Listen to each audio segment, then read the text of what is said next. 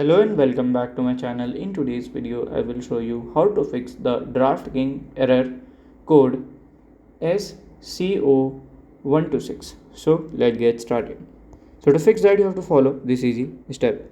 So here we can see the DraftKings app. At here you can see I've installed it. So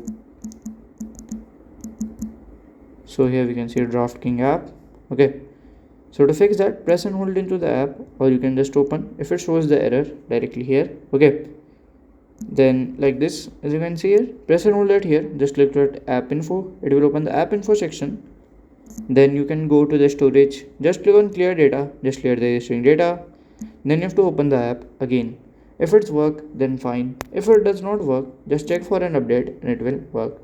If you have any question, you can let me know in my comment section, and if you find this video helpful, make sure you like, subscribe and share the video. Thank you for watching.